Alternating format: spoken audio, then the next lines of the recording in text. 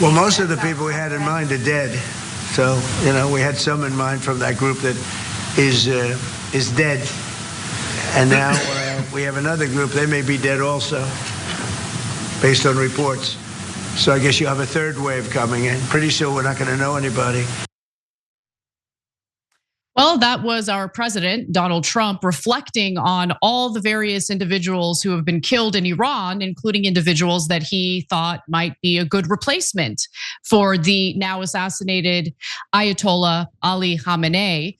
And now we're also learning, Cenk, that he has gone from not really having a plan for what should happen after the IRCG falls to now suddenly wanting to handpick who will be the leader of a country of 92 million people. Before we continue, your 2 cents? Yeah, so I've got a theory as to why all the people that we wanted as replacements are dead. I want to get back to that in a minute. But most importantly in this story, the president's detachment from reality is super dangerous. So Anna's going to tell you some facts here about what he thinks. Then we'll come back and talk about why that's so dangerous for us. Go ahead, Anna. So Trump had an 8-minute long conversation with reporters over at Axios. Barack Ravid is one of them. And in that conversation, Trump allegedly said that he needs to be personally involved in selecting Iran's next leader, just as he did in Venezuela. Okay, and it's interesting because he keeps citing Venezuela, even though we're talking about two very different situations, two very different countries. And more importantly, with the case of Iran, you have Israel making demands, and that complicates the matter, to say the least. Now, he believes that the likely replacement for Khamenei, who happens to be Khamenei's son, Mojtaba, is an unacceptable person to lead Iran. Okay, so he says they are wasting their time. Khamenei's son is a lightweight. I have to be involved in the appointment, like with Delcy Rodriguez in Venezuela. Like this guy, as Crystal Ball says on Breaking Points over and over again, and it's true, is high off his own supply. He looks at Venezuela and thinks, I'm miraculous, I'm amazing, I can make amazing things happen, this will be easy.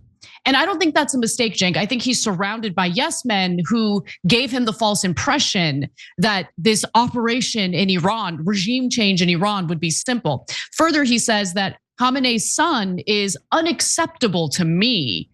We're talking about a felon here, by the way. That's Trump, of course. We want someone that will bring harmony and peace to Iran. So we have our felon president essentially determining or attempting to determine who should lead, again, a country of 92 million people. And then Trump also compared the Iran succession to his intervention in Venezuela during a presser with the media recently. He talked about Delcy Rodriguez in Venezuela yet again. Let's take a look at how that went down. I mean, Venezuela was so incredible because we did the attack and we kept government totally intact. And we have Delcy, who's been very good. We have the whole chain of command, and they've been, look, the relationship's been great. Now, in the case of Venezuela, Trump didn't necessarily want regime change, which is why the regime is still in charge in Venezuela. In the case of Iran, it doesn't matter what the president of the United States wants. What matters is what the prime minister of Israel wants, and Israel wants full-blown regime change. They don't simply want to replace Khamenei with another hardliner while keeping the IRCG intact. So this is going to be a lot more difficult for Trump than I think he even realizes. Yeah, so first, I know it's a little random, but I want to go back to him saying, oh, the replacements are dead. There's a point that no one else is making. Look, guys, how did we know where they were going to have that meeting with the Ayatollah and their top 49 leaders? Very, very likely, normally what happens in those situations is human intel. So someone on the inside is working with us or the Israelis, and they're telling us where they normally meet, when they normally meet, and that's how we know, right?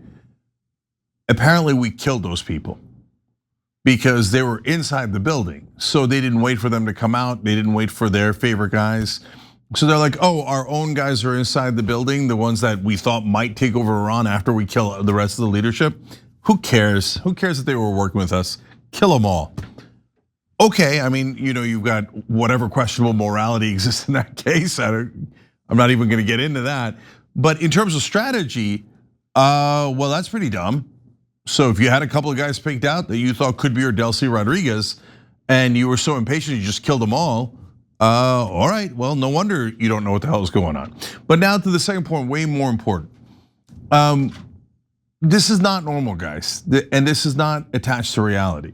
So in Venezuela, apparently the CIA did good work, which is, you don't often hear me saying, because they knew something we didn't know, which is that, yes, they learned from the Iraq war that the de-Baathification didn't work, where that was Saddam's regime, and they tried to get rid of the whole regime, and it led to guerrilla warfare, insurgencies that were endless, right? So they're like, okay, let's not make that mistake again. Let's go in there and make a deal with Delcy Rodriguez and whoever else is second, third, fourth in charge, so that when we take out Maduro, they'll be in charge and we'll have a deal behind the scenes. Okay, well played strategically, whether you again think that was the right thing to do or not. I don't think it was the right thing to do. But overall, strategically, I get it, and that allowed them to have a smooth transition.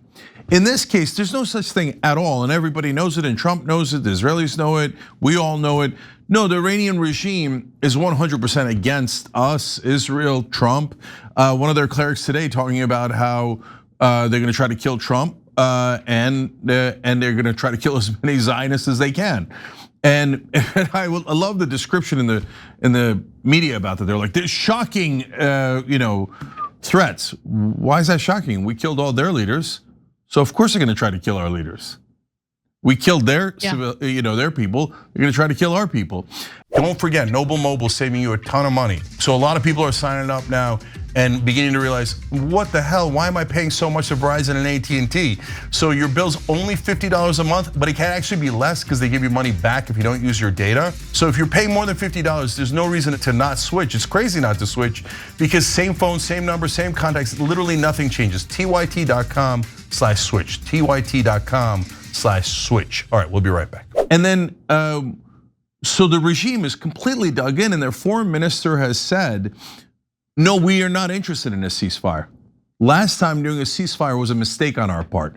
It encouraged Israel and America and they thought we were weak. No, we should have kept hitting them. So from now on, no more ceasefires. Let's go all the way. Okay. In fact, Cenk, I apologize for interrupting you, but the foreign minister of Iran, Abbas Araghchi, also told NBC News that they're ready for a US ground invasion. So they're not even debating whether or not a ground invasion is gonna happen. They have already begun preparing for it. Yeah, in fact, he said something along the lines of, come and find out. He's like, we're totally ready for you, can't wait. And it makes sense. Why does that make sense? Well, who wants a ground invasion of their country? Well, that's where we get into a quagmire. The minute you can put the troops in, what you've done is you've gift wrapped Americans to kill over there. So when we're here in America, the Iranians have no chance of killing us. But when we take our boys and girls and we put them into the middle of Iran, they're like, oh, thank you. Couldn't ask for anything better. Much easier to kill them now. So that's exactly what happened in Iraq. And by the way, is the IDF gonna go in on the ground? Of course not. No, they're gonna send the Americans to die, right? So now guys, the most important part, that's utterly delusional to think that you could tell that dug-in regime, oh, I'm gonna tell you who to appoint. Like, what are you talking about, you idiot? We're trying to kill you. You're gonna tell us? You're now bombing hospitals and schools. The entire Iran has now rallied around the flag, just like we told you they would. And they're like, you think you're gonna dictate stuff to us? Come and find out, come and find out. Look guys, it doesn't matter who you think is right or wrong in terms of like, oh, maybe we'll destroy them on the ground and we hate them and all that stuff. None of that matters. What matters and is super important is the president aware of reality or is he in la la land? And Anna, I think his advisors tell, oh, it's gonna be easy. They're cashing checks from Israel and oh, go push it, go in. You're gonna be the king of the whole world. You got this, right? But only a child would believe stuff like that. I mean, if I was the president, I'd go, okay, wait, do we have a deal like we did with Delcy? And who's going to be next? And what are we gonna do? How are we gonna effectuate that? Trump doesn't ask any of those questions. Oh, I'll tell them who their leader should be. You're at war with them. This is not like Venezuela where they gave up instantly. We're in the middle of a war, and you think you're gonna tell them who their leader is gonna be. No, the guy, look, it's a big problem that our president is insane, doesn't know anything. So guys, if you don't trust me or Cenk in simply saying that, that's totally fine. But I always like to provide some receipts, okay? So we have now shown you so many different polls that indicate that this is not a popular war. The American people do not want this. Nonetheless, Trump had an interview with Politico, and I'm gonna read you an excerpt from one of their pieces. Donald Trump has brushed off concerns over any backlash sparked by the US-Israeli military operation against Iran, saying the public is loving it. In an interview with Politico, the US president said, quote, "People are loving what's happening," end quote. He added, "We're taking out a threat to the United States of America, major threat, and doing it like nobody's ever seen before." But here's the thing, guys.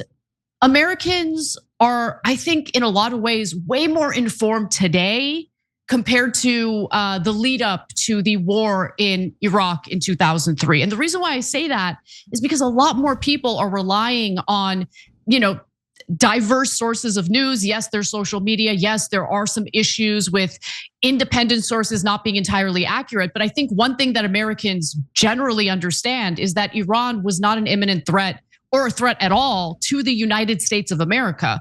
Most Americans who are paying attention to political news or are engaged in politics know that Iran did not have, the military capability or the weaponry necessary to strike the United States. And so you're seeing stories go viral of Marine veterans protesting this war in front of the Senate and getting their arms broken about it. Those stories are getting traction because most Americans are sympathetic to what that Marine veteran is feeling. And so people know what this war is really about. It's not about benefiting the United States. It's about carrying out the best wishes of a foreign country, and we're not getting anything out of it. So this notion that Americans love it and that they're really happy with Trump because he's protecting us from an imminent threat is like one of the most delusional things I've heard him say. And that signals to me, Cenk, that he is surrounded by people, advisors, who are hardcore defenders of Israel and are literally lying to him about what the public is actually thinking right now. Yeah, we've got two problems, right? One is we've got a mad king, and the other is that his advisors are totally corrupt. And they're deluding him. They're like, oh, yeah. I mean, yesterday, Anna covered a story about how Netanyahu found out through people in the White House that Donald Trump wasn't listening to him perfectly. Like, why are you informing the other leader of a different country about what you're secretly talking about inside the White House? That sounds like treason. It's even worse. It's even worse than that. Okay, so the Israelis were spying on the US, on the administration, and it turns out that there was some concern by Benjamin Netanyahu that Trump was having secret talks about possible de-escalation with the Iranians. And Netanyahu and the Israelis were very concerned that the war would end before they finish or complete all of their objectives. Yeah. It's amazing. So his advisors are constantly telling him, do what Netanyahu says, do what Israel says. Oh, we got this, sir. Because Netanyahu wants them to keep going and going and going, trying to knock out as much of Iran's defenses as he can, to do God knows what with Iran later, etc. And so, but meanwhile, we're getting deeper and deeper into the war, and the American people like it less and less. But since the Mad King is detached from the people and has no idea what's going on, they're like, sir, yes, of course. When you tell people that the immigrants are eating cats and dogs, they immediately believe it. If you shoot someone on Fifth Avenue, they would love that, okay? So, and of course, just tell them that the American people love this war. Of course they do. And he's like, I knew it. I knew they love this war. But guys, when we have an idiot like that who's just can't even understand that his own staffers and insiders are treating him like a fool, then how are we gonna win a war when our commander-in-chief is a moron that doesn't understand reality at all, and he just thinks he could lie his way through any of this? No, when you're in the middle of war, lying and trying to do better marketing isn't gonna help you at all. And so I'm super worried. Well, what also doesn't help is that Trump seems to have an affinity for freezing out anybody who tells him anything he doesn't want to hear. Every time you ring the bell below, an angel gets his wings. Totally not true, but it does keep you updated on our live shows.